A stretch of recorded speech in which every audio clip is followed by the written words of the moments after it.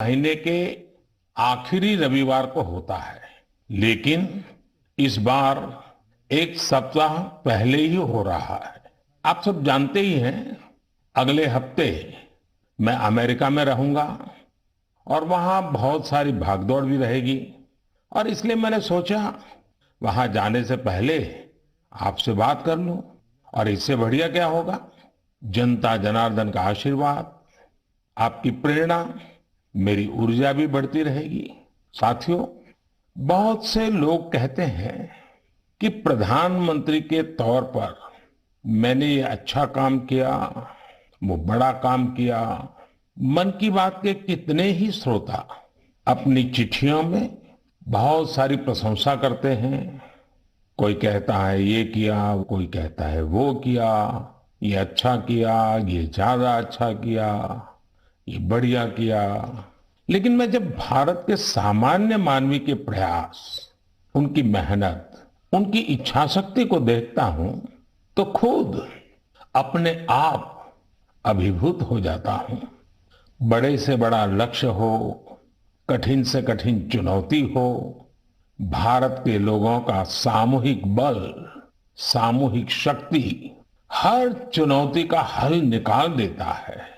अभी हमने 2-3 दिन पहले देखा कि देश के पश्चिमी छोर पर कितना बड़ा साइक्लोन आया। तेज चलने वाली हवाएं, तेज बारिश, साइक्लोन बिपरजॉय ने कच्छ में कितना कुछ तहस नहस कर दिया। लेकिन कच्छ के लोगों ने जिस हिम्मत और तैयारी के साथ इतने खतरनाक साइक्लोन का मुकाबला किया, वो भी उतना ही अभूतपूर्व है। 2 दिन बाद ही कच्छ के लोग अपना नया वर्ष यानी आषाढ़ी बीज भी मनाने जा रहे हैं। ये भी संयोग है कि आषाढ़ी बीज कच्छ में वर्षा की शुरुआत का प्रतीक माना जाता है। मैं इतने साल कच्छ आता जाता रहा हूं, वहां के लोगों की सेवा करने का मुझे सौभाग्य भी मिला है। और इसके लिए कच्छ के लोगों का हौसला और उनकी जिजीविषा के बारे में मैं अच्छी तरह जानता हूं। 2 दशक पहले के विनाशकारी भूकंप के बाद जिस कच्छ के बारे में कहा जाता था वो कभी उठ नहीं पाएगा, आज वही जिला देश के तेजी से विकसित होते जिलों में से एक है। मुझे विश्वास है साइक्लोन बिपरजॉय ने जो तबाही मचाई है, उससे भी कच्छ के लोग बहुत तेजी से उभर जाएंगे। साथियों, प्राकृतिक आपदाओं पर किसी का जोर नहीं होता, लेकिन बीते वर्षों में भारत ने आपदा प्रबंधन की जो ताकत विकसित की है, वो आज एक उदाहरण बन रही है। प्राकृतिक आपदाओं से मुकाबला करने का एक बड़ा तरीका है प्रकृति का संरक्षण। आजकल मॉनसून के समय में तो इस दिशा में हमारी जिम्मेदारी और भी बढ़ जाती है। इसीलिए ही आज देश कैच द रेन जैसे अभियानों के जरिए सामूहिक प्रयास कर रहा है। पिछले महीने मन की बात में ही हमने जल संरक्षण से जुड़े स्टार्टअप्स की चर्चा की थी। इस बार भी मुझे चिट्ठी लिखकर कई ऐसे लोगों के बारे में बताया गया है जो पानी की एक एक बूंद बचाने के लिए जी जान से लगे हैं। ऐसे ही एक साथी हैं यूपी के बांदा जिले के तुलसीराम यादव जी। तुलसीराम यादव जी लुकतरा ग्राम पंचायत के प्रधान है। आप भी जानते हैं कि बांदा और बुंदेलखंड क्षेत्र में पानी को लेकर कितनी कठिनाइयां रही है। इस चुनौती से पार पाने के लिए तुलसीराम जी ने गांव के लोगों को साथ लेकर इलाके में 40 से ज्यादा तालाब बनवाए हैं। तुलसीराम जी ने अपनी मुहिम का आधार बनाया है खेत का पानी खेत में, गांव का पानी गांव में। आज उनकी मेहनत का ही नतीजा है कि उनके गांव में भूजल स्तर सुधर रहा है। ऐसे ही यूपी के हापुड़ जिले में लोगों ने मिलकर के एक विलुप्त नदी को पुनर्जीवित किया है।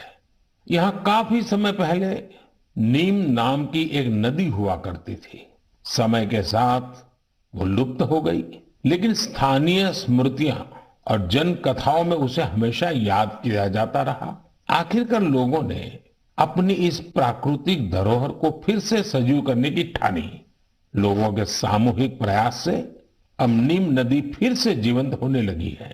नदी के उद्गम स्थल को अमृत सरोवर के तौर भी विकसित किया जा रहा है। साथियों, ये नदी, नहर, सरोवर ये केवल जल स्रोत ही नहीं होते हैं, बल्कि इनसे जीवन के रंग और भावनाएं भी जुड़ी होती हैं। ऐसा ही एक दृश्य अभी कुछ ही दिन पहले महाराष्ट्र में देखने को मिला। ये इलाका ज्यादातर सूखे की चपेट में रहता है। 5 दशक के इंतजार के बाद यहाँ नीलवंडे डैम की कैनाल का काम अब पूरा हो रहा है। कुछ दिन पहले टेस्टिंग के दौरान कैनाल में पानी छोड़ा गया था। इस दौरान जो तस्वीरें आई वो वाकई भावुक करने वाली थी। गांव के लोग ऐसे झूम रहे थे जैसे होली दिवाली का त्योहार हो। साथियों, जब प्रबंधन की बात हो रही है तो मैं आज छत्रपति शिवाजी महाराज को भी याद करूंगा। छत्रपति शिवाजी महाराज की वीरता के साथ ही उनकी गवर्नेंस और उनके प्रबंध कौशल से भी बहुत कुछ सीखने को मिलता है।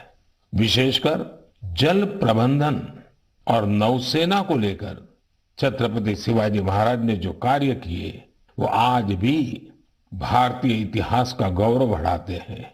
उनके बनाए जल दुर्ग इतनी शताब्दियों बाद भी समंदर के बीच में आज भी शान से खड़े हैं। इस महीने की शुरुआत में ही छत्रपति शिवाजी महाराज के राज्याभिषेक के 350 वर्ष पूरे हुए हैं। इस अवसर को एक बड़े पर्व के रूप में मनाया जा रहा है। इस दौरान महाराष्ट्र के रायगढ़ किले में इससे जुड़े भव्य कार्यक्रमों का आयोजन किया गया।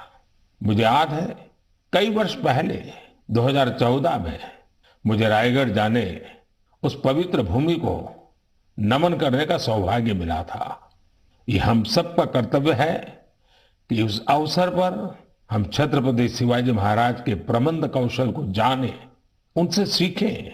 इससे हमारे भीतर हमारी विरासत पर गर्व का बोध भी जगेगा और भविष्य के लिए कर्तव्यों की प्रेरणा भी मिलेगी। मेरे प्यारे देशवासियों, आपने रामायण की उस नन्ही गिलहरी के बारे में जरूर सुना होगा जो राम सेतु बनाने में मदद करने के लिए आगे आई थी। कहने का मतलब ये कि जब नीयत साफ हो, प्रयासों में ईमानदारी हो, तो फिर कोई भी लक्ष्य कठिन नहीं रहता। भारत भी आज इसी नेक नियत से एक बहुत बड़ी चुनौती का मुकाबला कर रहा है। ये चुनौती है टीबी की, जिसे क्षय रोग भी कहा जाता है। भारत ने संकल्प किया है 2025 तक टीबी मुक्त भारत बनाने का। लक्ष्य बहुत बड़ा जरूर है। एक समय था जब टीबी का पता चलने के बाद परिवार के लोग ही दूर हो जाते थे, लेकिन ये आज का समय है जब टीबी के मरीज को परिवार का सदस्य बनाकर उनकी मदद की जा रही है। इस क्षय रोग को जड़ से समाप्त करने के लिए निक्षय मित्रों ने मोर्चा संभाल लिया है। देश में बहुत बड़ी संख्या में विभिन्न सामाजिक संस्थाएं निक्षय मित्र बनी हैं। गांव देहात में, पंचायतों में हजारों लोगों ने खुद आगे आकर टीबी मरीजों को गोद लिया है। कितने ही बच्चे हैं जो टीबी मरीजों की मदद के लिए आगे आए हैं। ये जन भागीदारी ही इस अभियान की सबसे बड़ी ताकत है। इसी भागीदारी की वजह से आज देश में 10 लाख से ज्यादा टीबी मरीजों को गोद लिया जा चुका है। और ये पुण्य का काम किया है करीब करीब 85,000 निक्षय मित्रों ने।